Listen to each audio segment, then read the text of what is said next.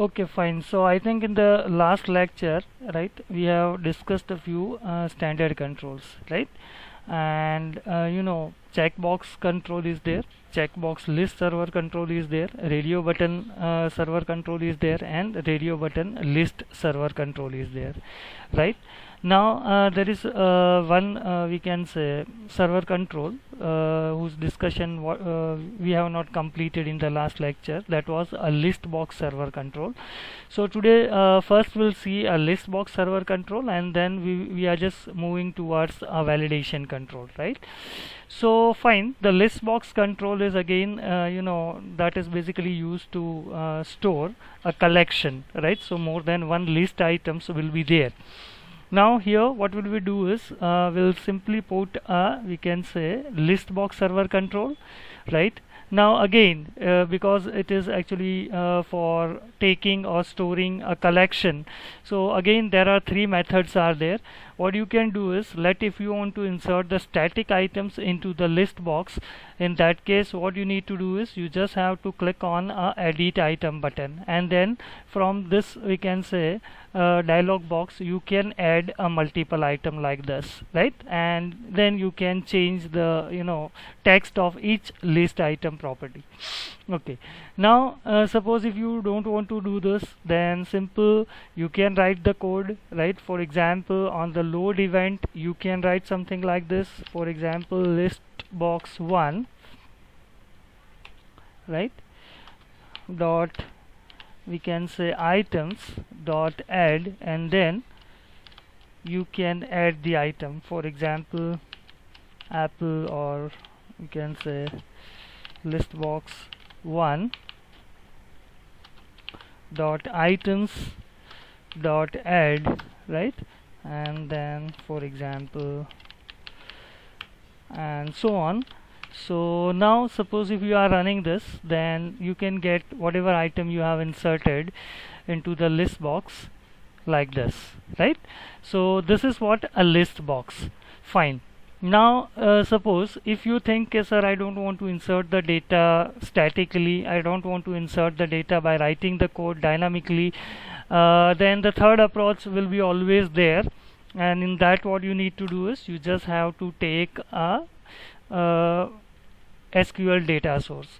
So obviously I am having a database, and inside the database we have the table which is called a city table. So here what you have is a city table, and these are the data entry which we have made in the last lecture in the city table. So see here, city code is there, city name is there, and state code is there. Fine. Now if you want to bring the name of the city from this particular table, right, in that case again the same step, what will we do is we are just going ahead, choose new data source, because I haven't taken a data source from the data section. So here you have the option, right, new data source. First you need to select your data source. Data source, obviously my database is in the SQL server, so I'm just taking a SQL, right? Suppose if your data is in the Access, then you can go for this option which is called Access database. Then you just click on OK button, you take a connection string, then next. Here city is there. Let's suppose if you want to fetch the data from the state table, you can select the state table, and accordingly the field gets changed here, right? Now I just want to show the city names into my list box server controls. I am just selecting a city table. I want to show the various city names into my list box. So here we can say we'll just select a city name, and accordingly your SQL query will be written, select city name from the city table. Fine. Next, if you want to test your query, so you just click on a test query, and it will list all the name of the city only, right? Then you just click on a finish button, and your list box is ready, right? So you just click on OK button again and run your web page. See how it looks like. Okay, let's suppose if you are facing this type of problem, in that case you just refresh your solution explorer. Here app offline.html is there, you just need to delete it, and then you just come back to your default 7.aspx and you just run it. So see here, multiple city names are there, right, which is actually coming from our database table, and the list box control looks like this. Here, you are getting a vertical scroll bar. So with the help of that scroll bar, you can scroll right into the list box control. Now basically many time in the examination, examiner are asking such type of question, differentiate drop down list and list box server control. So I'll just show you how the drop down list looks like and how list box, right? So I think in the last lecture already we have discussed the drop down list too. So now here I am taking a drop down list, right? So we'll just choose the data source. Already we have the data source SQL data source 1, so I'm just selecting it. I'm not taking any other data source because here in the drop down list again I just want to show the name of the city. Now you just click on OK button and see this is what the interface is, right? So here what we have is we have the city, but in the case of list box, at a time 4 city are visible, and let's suppose if you are increasing a length of this list box server control, then even more city that can be displayed at a time, right? But here in the case of drop down list, at a time it is showing only one city, right? Suppose if you want to go ahead with a more option, in that case you have to expand it, right? If you are expanding it, then and then you can see other options. Otherwise here it will show you only a one option, while in the case of list box multiple item is visible, right? That is the first difference. Second difference is with the drop down box you can select only one city, right? Like this, one list item you can select, but by default in the list box again you can select only one item. But if you wish, the user can select multiple items, list items from the list box. In that case you have the property, and the name of that property is called a selection mode. So what you can do is here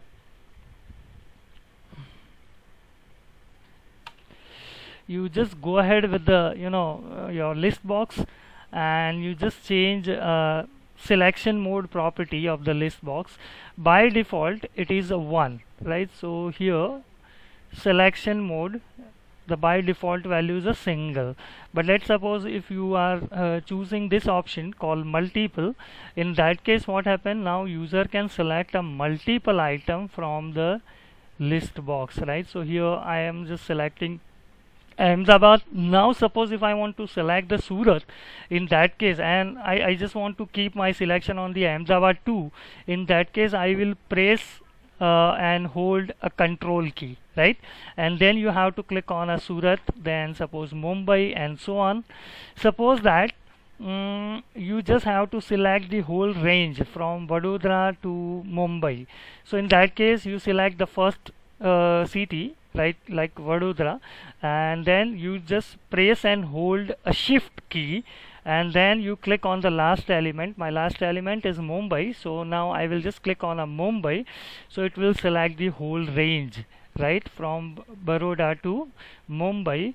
Whatever cities are there, those all cities get selected. So here in the case of list box you can allow user so that the user can select a multiple list item, while in the case of a drop down list we just have only one choice, that is user can select at a time one city or one list item, right? So this is what the basic difference is there, and when to use a control key and when to use a shift key. So obviously if you want to select for example Vadodara, then I don't need a Surat and Rajkot, then I need a Pune, so I'll just hold the control key and then I will select the various city like this, right?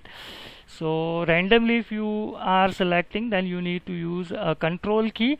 But if you want to give a range, for example Baroda to Pune or something like that, in that case you have to press and hold shift key, and then first item obviously we have selected, and now you just click on the last item, so it will select the whole range, right?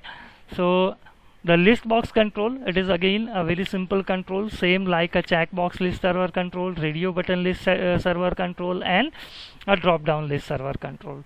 Right, again here to populate our list box control, we have three methods. You can either you can insert the list item by a static method, or you can write the code in the C#, and by using a dynamic method you can insert the value into the list box, or you can bring the items from the drop down database table. Okay, fine. So I think this much controls are sufficient for your exam point of view of ASP.NET. So now we are just ending discussion of standard control, and now we are just moving towards validation control. So basically we'll just go ahead with the validation control first. So here, you know, validation controls are there, right? So basically what actually the validation control is. So let validation control will be required when you are designing a form and user is actually filling this form, and user, you know, whatever data is entered by the user, that you are validating, right? So what we are doing is, let's suppose if we have filled form, and in that form, suppose if you are taking the name of the user, then the, you know, username is there, then the password is there, then date of birth is there, then salary is there. Now here you have placed the submit button, and we have returned the code so that whenever user is clicking a submit button, what has to be done, the data whatever is entered by the user, that has to be submitted or stored into the database, right? But before doing this, before whatever data is entered by the user into the database, what you need to do is you just have to verify the data which is entered by the user, whether this data is okay or not, right? For example, let's suppose if email address field is there, you just have to check the thing entered by the user here, it is a valid email address or not, whether @ or dot is there or not, right? If any error is there, obviously you have to show the error message, and you do not have to submit this data to the database, because here you have to do the protection, right? You have to apply the protection so that wrong data should not be entered into the database. Fine. And for that purpose, what will we do is we are just using a validation control, right? So here, let if you are looking to your toolbox or toolbox control toolbox, in that there are the separate categories there of this particular control, that is called the validation control. Now in this category there are 6 validation controls are there. The first control, that is called a required field validator control, right? So required field validator is there, range validator is there, right? Compare validator is there, then, you know, regular expression validation is there, custom validation is there, and validation summary is there. Okay, fine. Now before going into the detail of what actually required field validator or range validator or compare validator is, right, first we just have to think of you know, we are working with the server side technology. So here, you know, the application is having 2 tier, one is your server and second is your client. So this is a server and this is a client. Obviously the server and clients are actually connected with each other.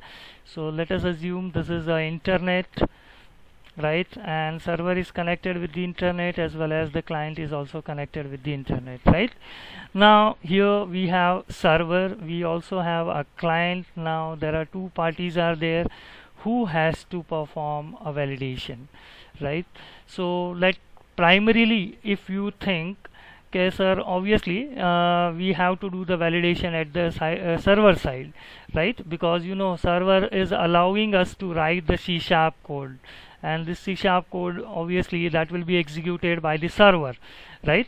So obviously we will write the code for this validation in the C# language, so that has to be executed by the server. Fine. Now you just think of, let here client is filling the form, right? So obviously the user will fill his or her form into the browser. Now he is just clicking on a submit button. All this control, whatever text box you have taken here, that you are posting to the server. So let's suppose if your server is in the USA, so your data might be routed through the internet to the server which is situated into the USA. Then here the server is doing a validation, and suppose server found that the email address entered by the user is not proper. Again server is throwing the data back to your browser, right? So you know how many or how much bandwidth you have wasted, right? You have submitted your whole form has, you know, passes through a various routers. It went up to the server is just executing the code and it is checking email address is not valid. Again the server is throwing this entire page with the validation message to the browser again. So here, you know, we are wasting a lot of bandwidth of internet, right? So that is the first thing. Second, you know, server is actually serving many clients. So here client number 1 is there, client number 2 is there, client number 3 is there. So many clients at a time needs the services of the server. So obviously the server is already loaded. Not only that, the whatever data is submitted by the user, if data is proper, then the server needs to store this data into the database. So obviously server is handling a database, right? Server is handling various clients, and plus you are giving an extra load of validation at the server side. So do you think it is a feasible? No. Right, what we need to do is obviously we need to do the validation at the client side, right? समझो browser खुद ही check कर रहा है कि data valid है या नहीं है. If browser thinks the data is valid, then the browser will submit the data to the server. If the data is having some problem, if data is not validated properly, in that case client itself will show you the message, error message, right? अच्छा. Now when I am discussing the validation has to be done at the client side, so many people think कि sir फिर तो JavaScript में code लिखना पड़ेगा, तो JavaScript आना चाहिए. जावास्क्रिप्ट तो हम लोग भूल गए हैं, या सी शार्प हम लोग कर रहे हैं, वापस जावास्क्रिप्ट फिर से पढ़े. तो see it's true that you know के क्लाइंट साइड कोड अगर आपको कुछ भी एग्जीक्यूट करना है, so in that case you need to write it down the code into the JavaScript, because C sharp code if you are writing then obviously your browser will not understand it, right? तो यहाँ पे here you know, Microsoft people has designed a validation control in such a way that without writing a JavaScript you can validate all the data. So here we are not writing any JavaScript, we are not writing even the code in the C sharp, right? And it will perform a validation at the client side, right? So what you need to do is you just need to take a proper control, you just have to set the proper property of that particular control, right? Okay, fine. So here the validation will be done by the browser, validation will be done at the client side जो हमको चाहिए actually, right? We don't want to waste the bandwidth, we don't want to increase the load of the server. So here the validation will be performed by the browser, validation will be done by the client, and without writing any single line of JavaScript code. Okay, fine. So for that purpose Microsoft programmer has provided a lot of, you know, validation controls. 6 validation controls are there. No, this is actually, you know, when you just take a control, obviously they have designed the controls in either C sharp or VB.NET, but the control they have designed in such a way that it will be automatically gets rendered, right? And that particular function will be generated, JavaScript function will be automatically generated and it will be given to the browser, right? So you don't need to write the code, you just have to set the property. We are just coming to this point, how to set the property. But once you are setting the proper property, then when the client is actually making a request to the server, server will understood, and based on it server will write the JavaScript code and it will be given to the browser so that the browser can do a client side validation, right? So here, you know, we don't need to write the code. and it will be performed with the JavaScript. Obviously the controls are actually being designed into a .NET framework, so they might use C# .NET or VB.NET for designing all these controls. Fine. Now here what you have is you have a required field validator. So what is the use of a required field validator? Suppose when you are filling the form, right, whether it's your university enrollment form is there or any other form, right? Suppose if you want to make register yourself on the site of Facebook or something like that, Google or right, Hotmail or any other server. So there are some fields are there which will have a asterisk sign. Now, do you know what is the meaning of this asterisk sign? Asterisk sign means this field is compulsory, right? You just have to input the value for this particular field. This is not an optional field. You cannot skip this field. So let's suppose if you are designing a form and you need a certain field has to be entered by the user, right? That is must, right? So here what will we do is we are using this validation control that is called a required field validator. So the work of the required field validator is just to check in this particular text box is user has entered any data.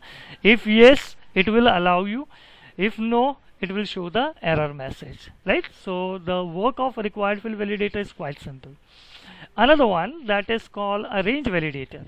So whenever we are taking the data, right, sometime the data actually has to lies in some range, right? For example, let's consider I am taking a field which is called age, right? Now I can't leave this field as a user can enter an integer value here, that's it, right? If user is entering 50,000, then obviously this will be a valid integer, right? 50,000 is a valid integer, but you just think, is it a valid age, right? Have you seen a person whose age is more than 50,000? Obviously no, sir. Here either 1 to 100 max, right, or maximum suppose 1 to 125, not more than this. So here you can restrict your user so that whatever data is inputted by the user, that must lies between some range. For example, age should not go beyond 125, right? So 125 થી વધારે, suppose if a user is entering, we are showing error message. Suppose if user is entering -5, again this is not valid. So if user is input the data or age which is between 1 to 125, it is valid, right? Otherwise we will show error message. Compare validator. So here we are just doing a comparison. So there are multiple uses are there of the compare validator. When we are going into the detail of compare validator, I'll show you each use of a compare validator with the help of example.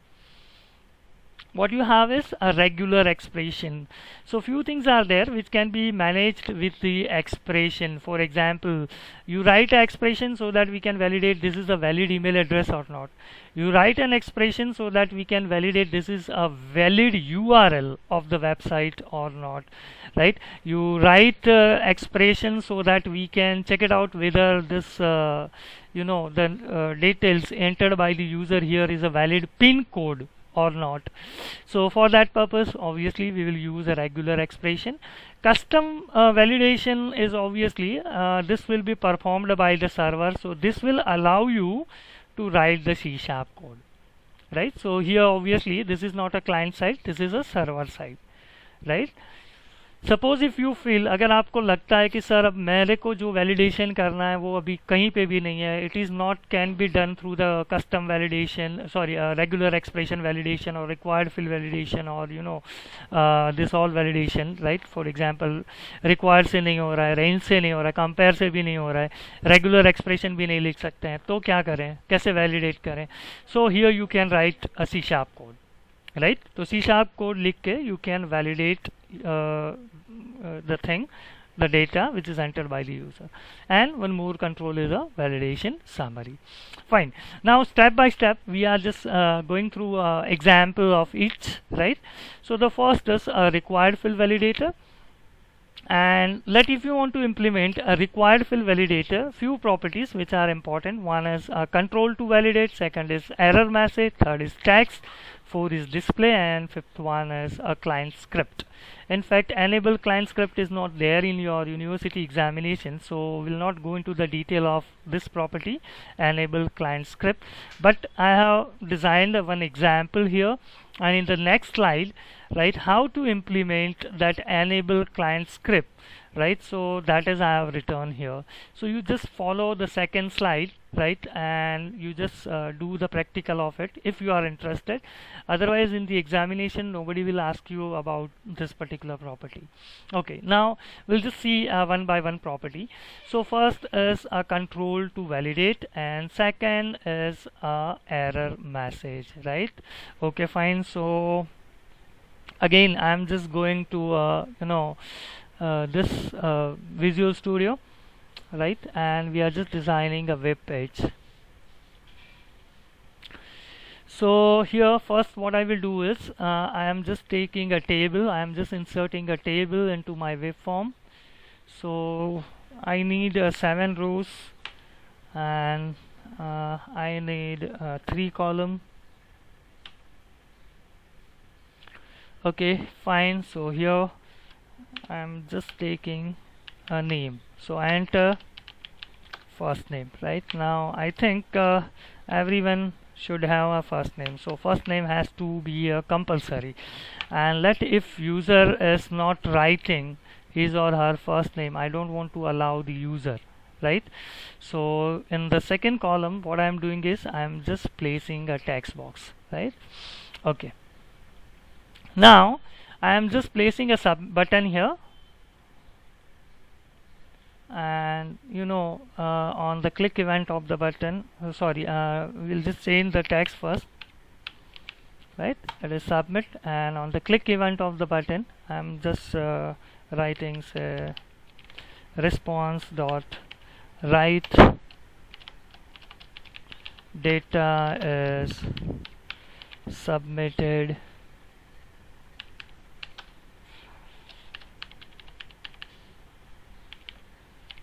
successfully, right? So this is what the message I have shown. Now see, we know that if we run this particular page, and the code obviously we have written in the C#, so obviously it will be executed by the server, right? And suppose if I'm entering a name here, or if I don't enter the name, but whenever I'm clicking on this particular submit button, so obviously the browser will submit this particular page to the server, and server will understand yes, user has clicked the button, so whatever code we have written on the click event of the button, that will get fired, and here you are getting the message that is data is submitted successfully, right? Okay, now the thing is, what we are doing is we are putting a required field validator here. So I'm just going through a third column, and this validation control you cannot get it from standard category, right? So now you just close the standard category from your toolbox, and you just expand a validation category, right?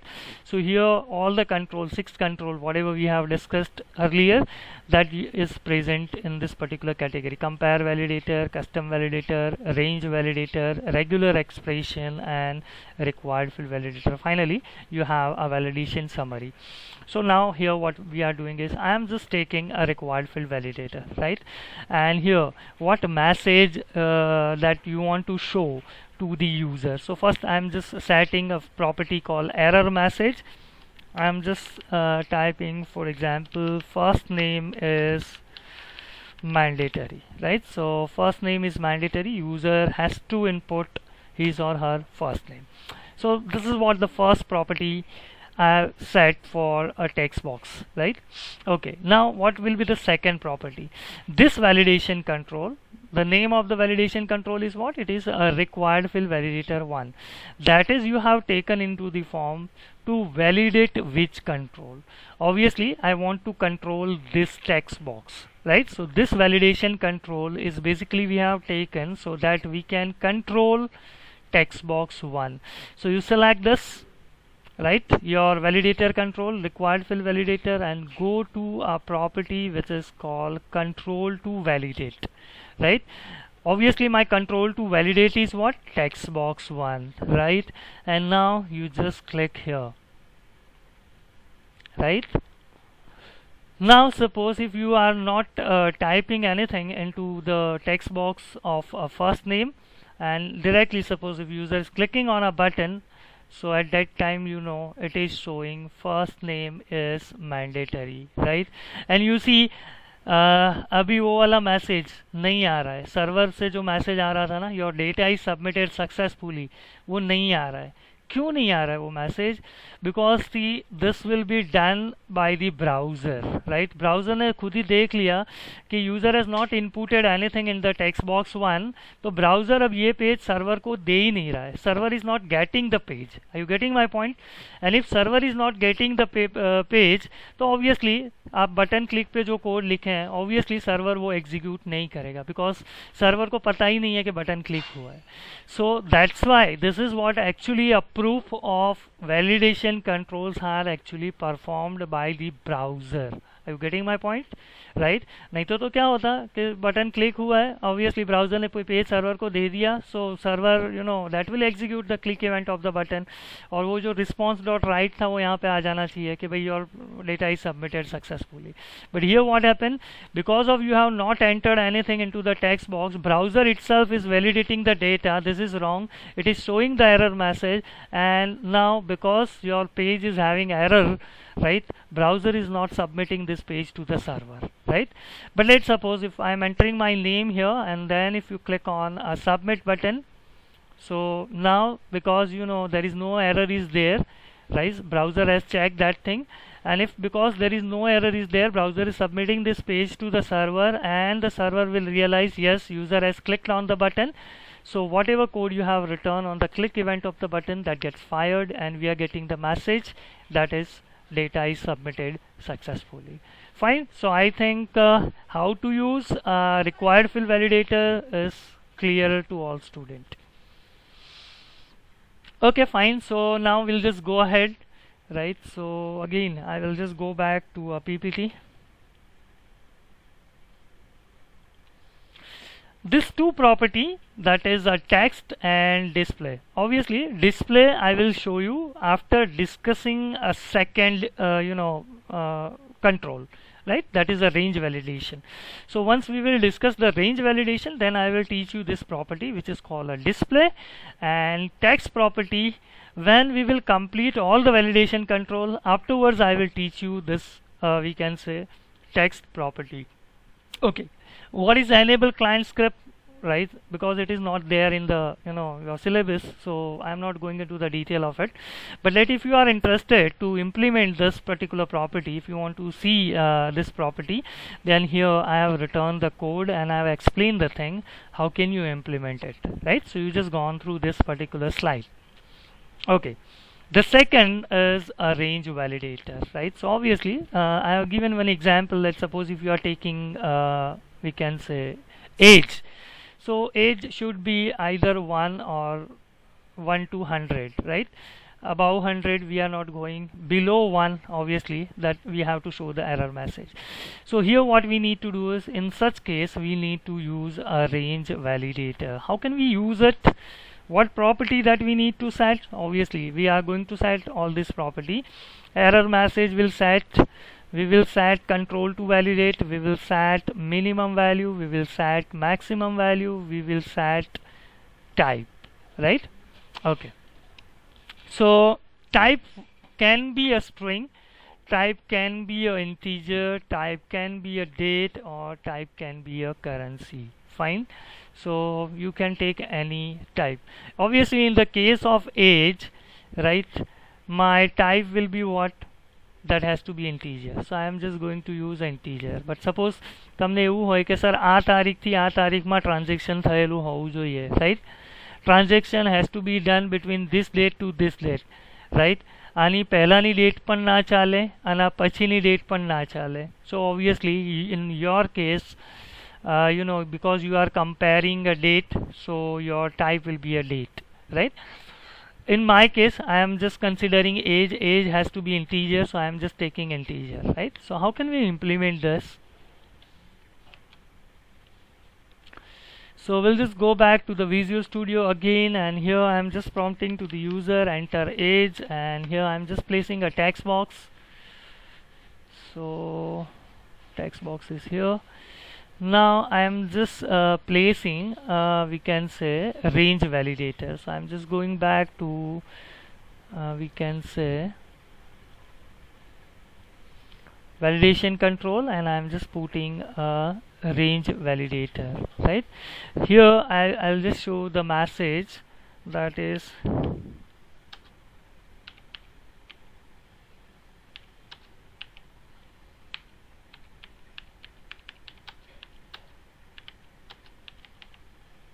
right, and this is the validation control, right, which will be used to validate our text box 2. So obviously my control to validate will be text box 2, right. Now here what will be the minimum value? Obviously my minimum value will be 1. What will be the maximum value? Maximum value will be 100, right. Suppose if you are comparing a date, right, the smaller date you have to enter here, the bigger date upper bound you have to insert it here. So it's not compulsory that every time you just have to enter the integers here. You can enter the strings, you can also enter here date, right. In my case obviously I am considering integer variable, so I am just writing 1 and 100. The last property that we need to set is a type. So my here type of comparison is integer, so I'm taking integer type. Now you just run this and simply just click on the button, right. So it is showing a message, first name is mandatory, right. Okay, fine, but see here it is not showing age is mandatory, right. Now suppose if I'm taking my name, and if you are clicking on a submit button, you get the message that is data is submitted successfully. Sir પેલા તો એજ જ ના નાખી હે ને પેલું check તો થયું નહીં 1 to 100 વાળું. Okay, obviously it will not be done because see range validator will be performed if and only if user is entering age. If user is not entering the age, obviously range validator will not perform its task, right. Okay, let's suppose sir if we are entering 555, right, obviously you just press a tab button and immediately it will show you the message that is age must between 1 to 100, right. And now your your page will not be posted to the server because your page is having error. But now suppose if you remove this and then if you click on a submit button, right, so no error is there, your page will be get refreshed, and from the server we are getting the message that is data is submitted successfully. તો ઘણા બધાના મગજમાં એવો question હશે કે sir suppose if you want to make age mandatory plus that age has to between 1 to 100, so can we use a 2 validation control here? Obviously yes, right. What you need to do is if you want to make age field mandatory as well as if you want to check whether the age entered by the user fall between 1 to 100 or not, obviously range validation already we have used, and here furthermore you can use a required field validator, right. So I'm just taking a required field validator and here I'm just showing the message that is age is also mandatory, right. Okay, now see we just have to set control to validate. Obviously this validation control we have taken to control our text box 2. So now suppose if you run this particular page, right, and suppose if user is clicking on a submit button, here you are getting the message that is first name is mandatory and age is also mandatory, right. So you need to input this two thing. Now you just see age message is coming here, right, and first name mandatory message is coming here. Age, this required field validator has kept this area blank. Why blank? You know that sir here we have placed another validation control and that is a range validation control, right. Now see what we need to do. here you select a display property, right? You set a display property. By default display is a static, you change to dynamic, right? Another, you just select this, you go to the display property and set dynamic. Right now you just run it. Fine, see what happened. It is showing first name is mandatory, age is also mandatory. Okay, fine. Now suppose if I am entering, right, and suppose if I am entering wrong age, fine, the error message gets changed. And suppose if we are entering a correct information, right, in that case, you know, the data will be submitted to the server successfully. Okay, so I think with this particular example I have also discussed the display property, right? Okay, so this text property obviously I will discuss later on. So we have discussed this control to validate property. We have also discussed error message, minimum value, maximum value, and type. Suppose if you think, okay sir, how it will work while the text is a string. Obviously it will check the alphabet ASCII value. So let's suppose if you have written minimum value is A, you know the ASCII value of A is a 65, right? And suppose if you have entered a maximum value to D, capital D, right, this is a maximum value. So in that case alphabet A is allowed, capital B is allowed, capital C is allowed, capital D is allowed. But suppose if user is entering any string which starts from capital E to capital Z to small a to small z, these things will not be allowed, right? Because here your starting minimum value is a 65, maximum value this is 66, 67 and 68. So if user is inputting any string whose ASCII is ranging between 65 to 68, then it will be allowed, otherwise it will not be allowed. So in the case of string, what it will do is it will just compare, you know, ASCII value of the characters. Okay, now we'll just come to the third validation control, which is called a compare validator control. So here, you know, the compare validator control has to be there to compare the things as well as to check the data type. So here three uses are there. The first use is if you want to check the data type, right, the data entered by the user that belongs to a particular type or not, then you can use a compare validator, right? Okay, so now I am taking a date of birth and I just want to check whether the date of birth entered by the user is proper or not, right? So in that case what I need to do is I am using a compare validator, right? Now see, I have seen many times the examiner are asking a Viva question, right, at the time of practical examination, which validation control you will use if you want to check the data type. Or many times in the university examination in the objective question we have asked this thing, dash validation control is used to check the data type. So obviously your answer has to be a compare validator, right? How can we use a compare validator for data type check?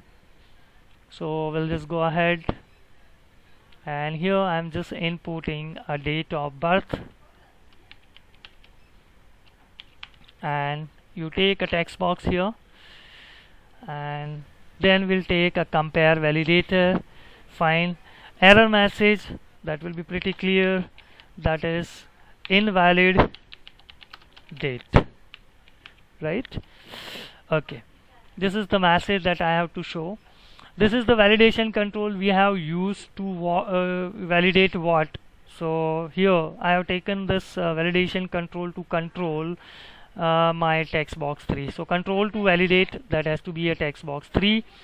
What will be a type of comparison? So my type of comparison will be a date. So in this case I am taking date. Fine. And what will be operator. So operator, there are many operators are there: equal, not equal, greater than equal, less equal, and data type check. So my purpose is just to test the data entered by the user is a valid date or not. That's it. So I am just using data type check. So how many property we have set for this particular control? First property, that is error message. Second, operator. Third, type. And fourth, that is control to validate, right? So 4 property we have used, and now you just check it out. Let's suppose here if I am entering this thing, right, so it is showing invalid date. Let's suppose if user is entering say ABCD, again it is showing invalid date. Fine. Now suppose if I am entering we can say 8 22 1976, you just press tab, it is showing invalid date. Okay, fine. Now suppose here if I am entering 22/8, right, slash year, so automatically the error message is disappeared, right, because you have entered the valid date, right? What happens if we are entering a 31st year? No problem, right? What happen if we are entering 32 here? Problem, right? It is showing invalid date. Okay, fine. Suppose what happen if we are entering 30th of February? 30th of February. Press tab. It is invalid date. Acha, what happen if we are entering 28? That is a valid date. Okay, what happen if we are entering 29? That is valid date because this is a leap year, right? And suppose what happen if the year is 1977? So it is showing invalid date because 1977 was not a leap year, so that year contain only 28 days, right? So see how easily by just setting few property we can check the date entered by the user here in this particular text box is a valid date or not. Fine. So I think we just have to end our session up to here. One more session I have to take on 2 o'clock, right? So we just stop our discussion up to here, but if you have any question, query or doubt in my today's session, you can ask the question, right? You can unmute yourself and you can ask the question.